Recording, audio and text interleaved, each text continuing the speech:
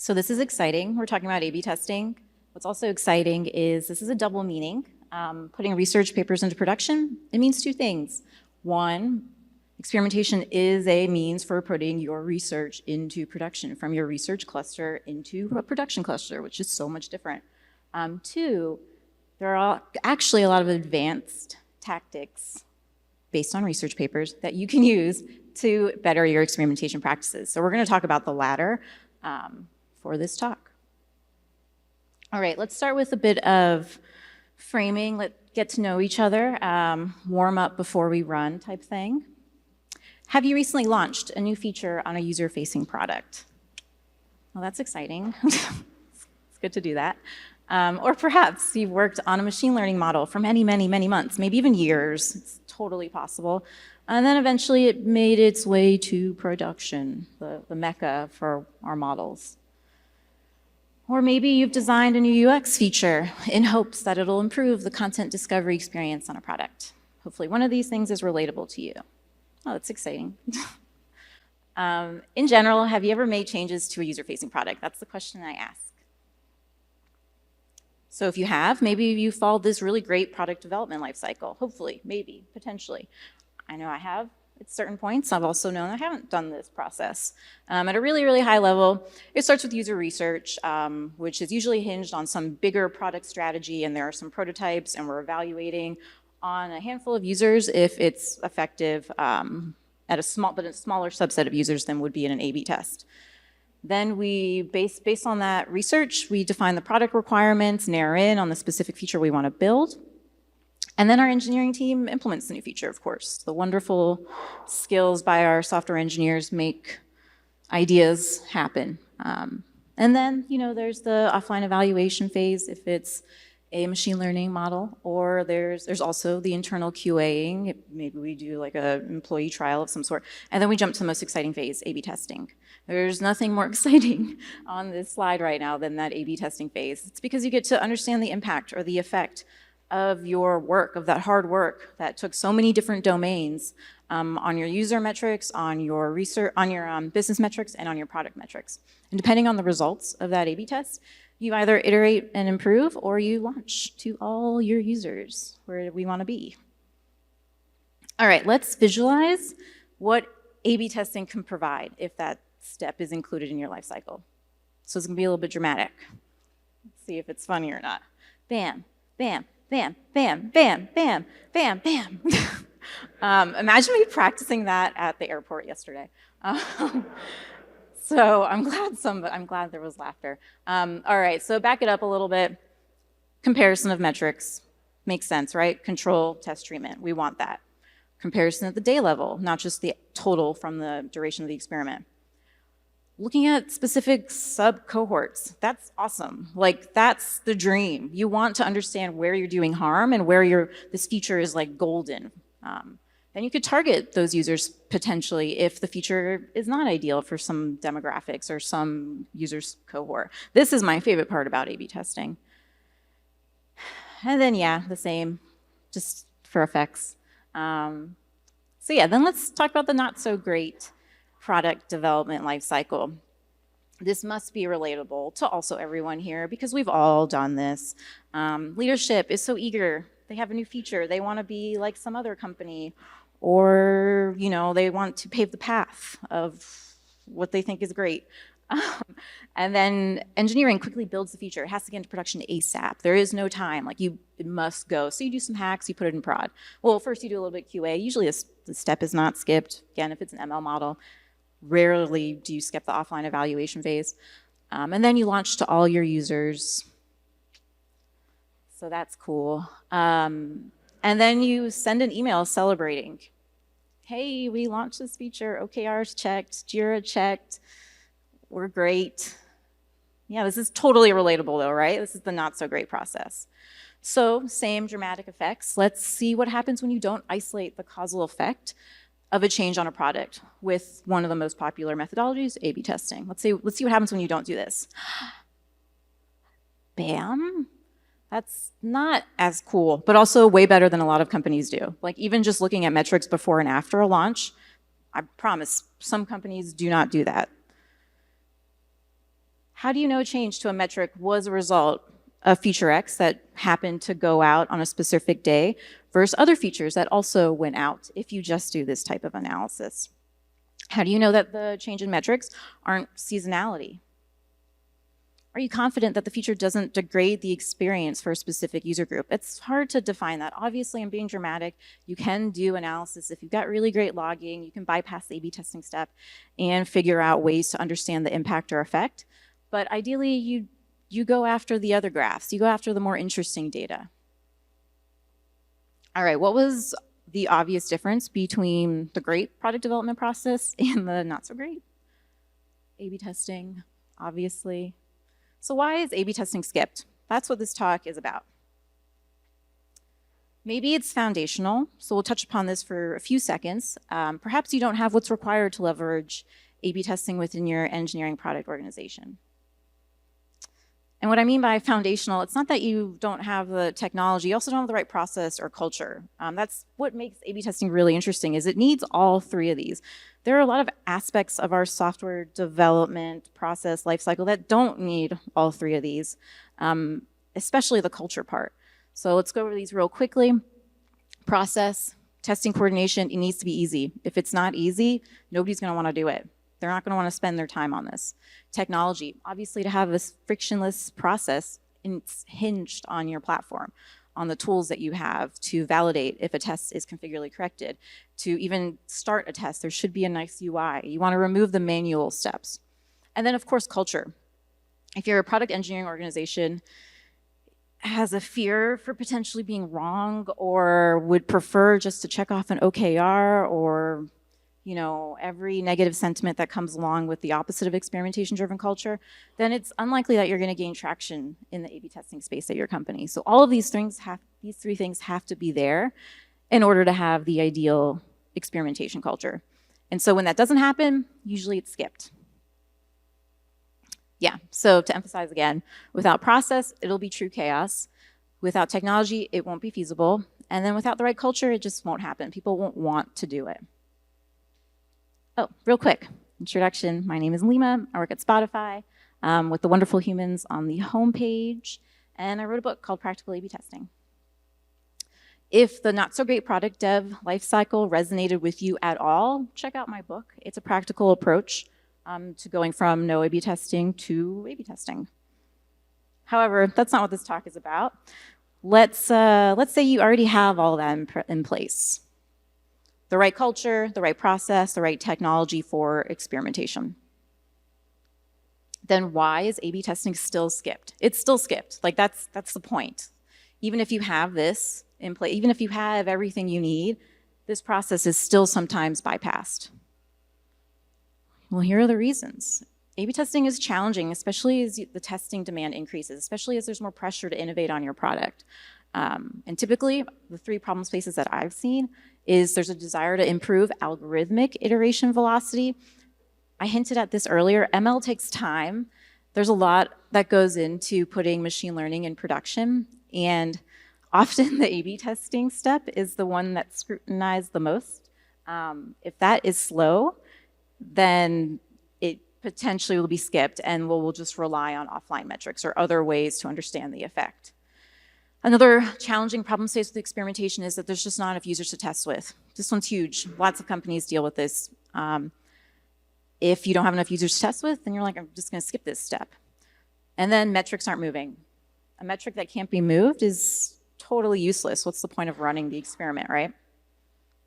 All right, so the remainder of this talk is going to be about these three tricky problem spaces, a solution in theory, and then like what to consider in practice as you potentially go forth with trying to advance your experimentation practices. All right, experiment challenges part 1.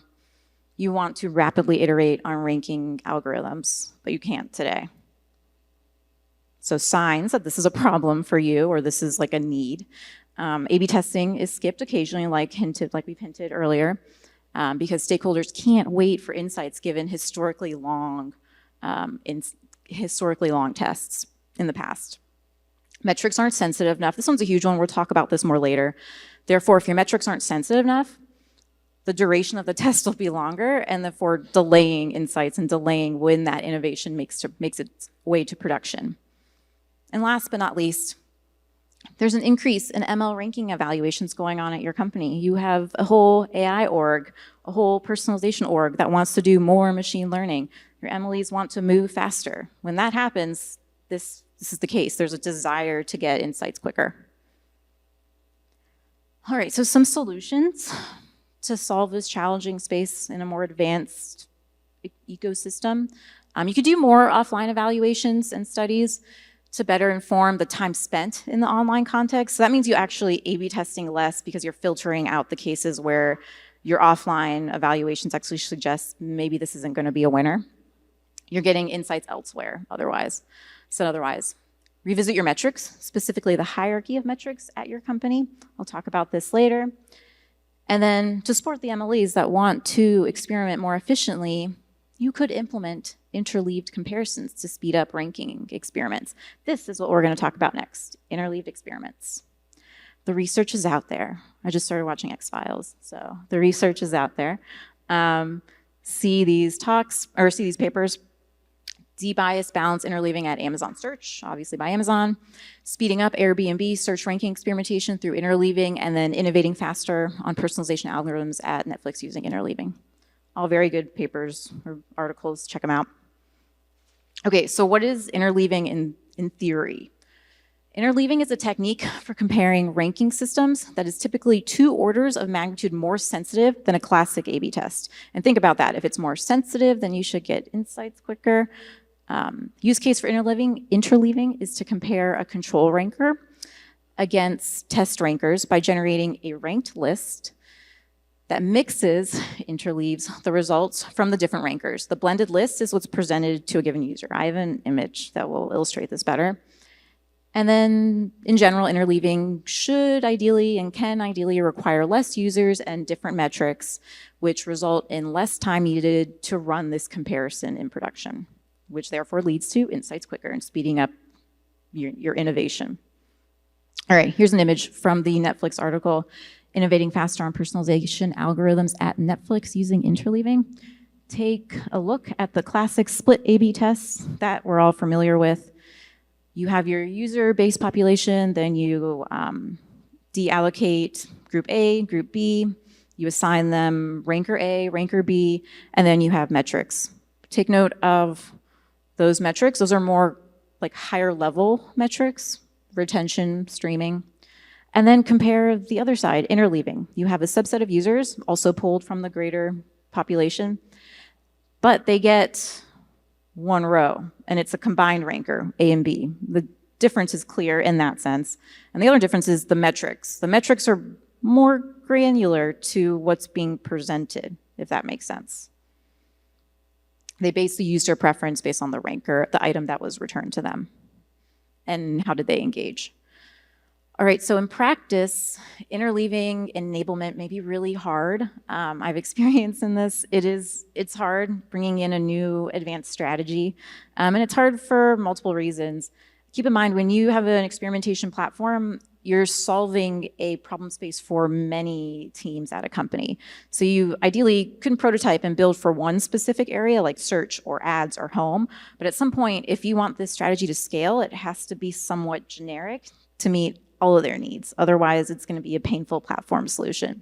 So with that in mind, in practice, to enable interleaving in production, you'll need to create an abstraction library. All of those papers I mentioned some form of a library if you want to go deeper, that captures the interleaving logic. So, like I said, this may be hard given that each team invokes a ranking model or implements a ranker slightly different.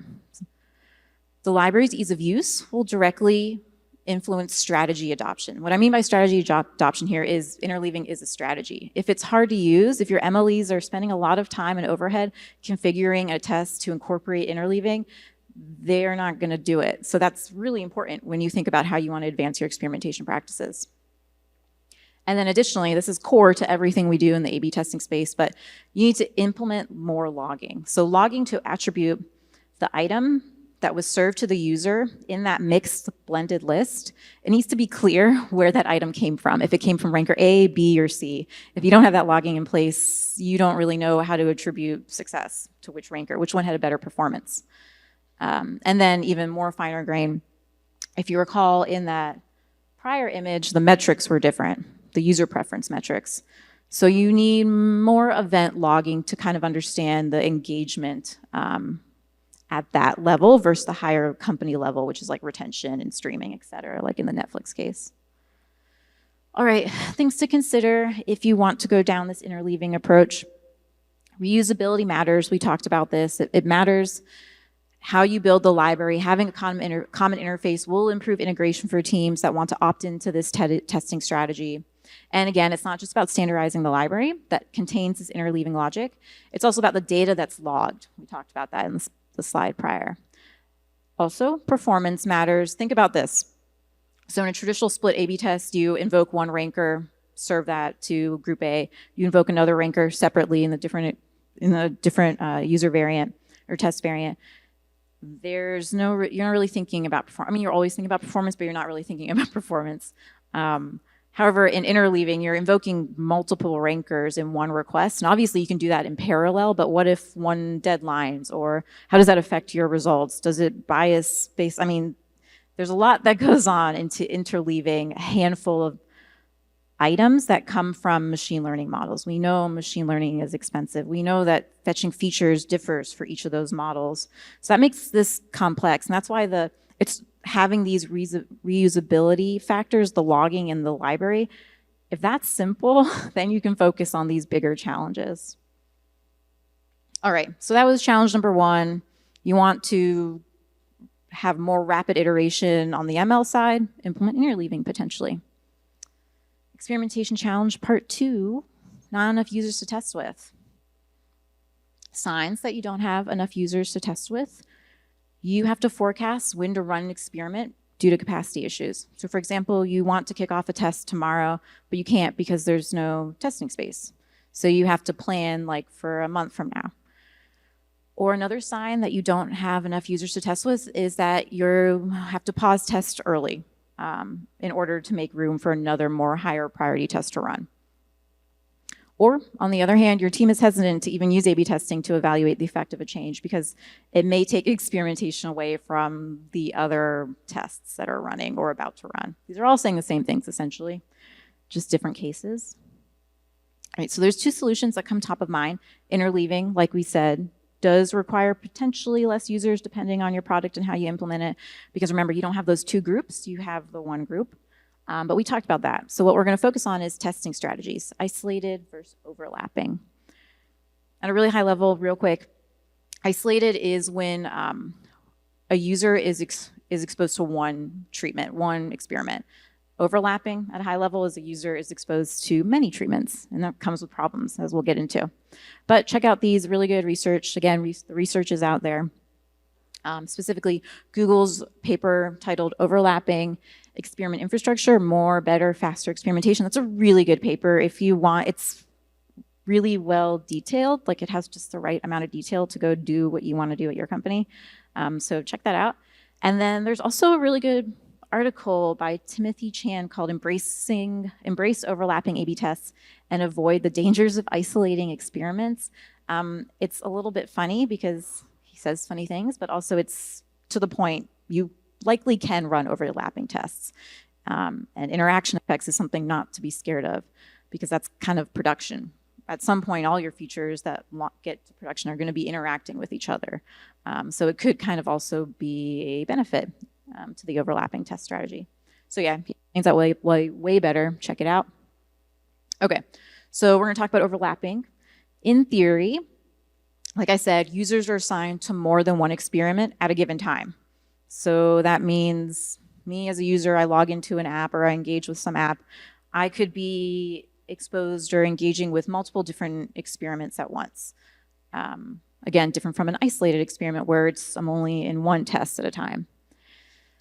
To implement this, there's a design for categorizing aspects or parts of the product so that it's clear which experiments can be overlapped. So for example, if you have 2 UX experiments that are modifying the header of of the search page. You can't put the user in those two experiments. It's going to be unclear where the effect came from. But if there's an experiment where you're modifying the header, and that's a UX change, and then there's an experiment that's modifying a ranking algorithm that's for the search results, that potentially could be an example of an overlapping test. And so thinking about that design and how you would partition your experiments or your parts of your product surface so that you can understand when overlapping is okay and when it's not is really key to being able to do this. And then in theory, testing space limitations are therefore less of a concern since users are allocated to more than one experiment. What's the point? This is pulled from Google, got to correct that source. This is pulled from Google's paper that I mentioned earlier. Again, this is what I was illustrating with the layers and the specific parts of your product. This is how you make overlapping happen. You have to be able to kind of partition out different components so that you can say, okay, this experiment is modifying a UI layer. Other experiments that are modifying a UI layer ideally maybe shouldn't run at the same time, but maybe they can. You really have to be thoughtful in how you configure your tests, which is a culture change, by the way, putting thought into something. In practice, what does overlapping testing strategy mean? You have to consider interaction effects. So they may occur, and that means a user is exposed to multiple experiments, and the combination of the experiments modifies user engagement. That is less likely the case in an isolated test. This could be rare, though, so it depends, again, on your product and the layers that you configure. But also keep in mind what Timothy Chen says in his blog post or his article. Interaction effects are also sometimes okay. It's what the real world, when all these features are launched together at some point, that may lend itself towards that. However, they're not okay if you want precise metrics out of your results. So we'll talk about that with the culture change and being thoughtful about what you're aiming to do. And keep in mind, not all experiments can be overlapping. If you're evaluating 2 rankers, perhaps leveraging interleaving might be a better strategy. Or perhaps you need more precise measurements, then you might want to just go with an isolated test. Again, the context of what you're testing matters here. And then your experimentation platform architecture does get more complex if you go down this route.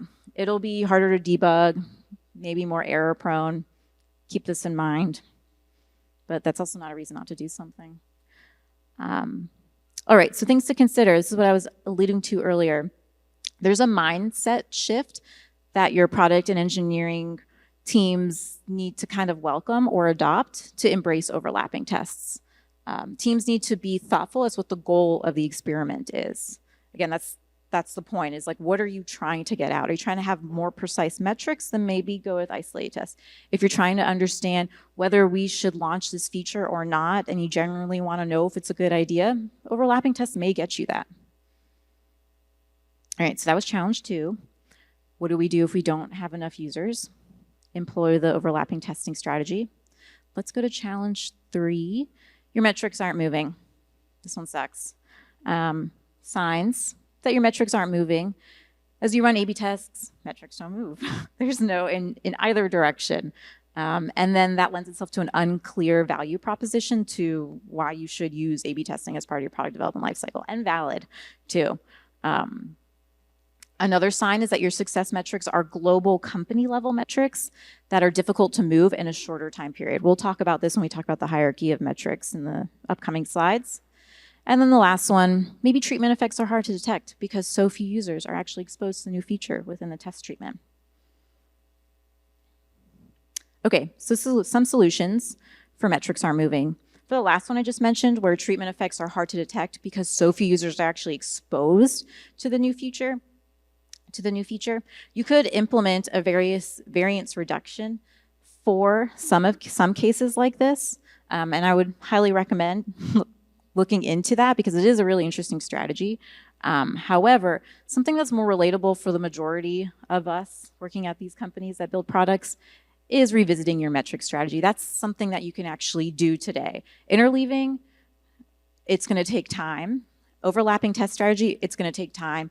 Revisiting what metrics you configure, that's something that you could walk out of this room and like DM your data scientist. All right, so this is what I mean by revisiting what metrics you use. This is a pyramid, and there's two important sides to it. There's the one side which annotates the feature type or the metric type. So it's feature metric versus company top line metric. The other side gauges how sensitive or not sensitive it is. If you want to run a shorter experiment, you want your tests to have metrics that are more sensitive.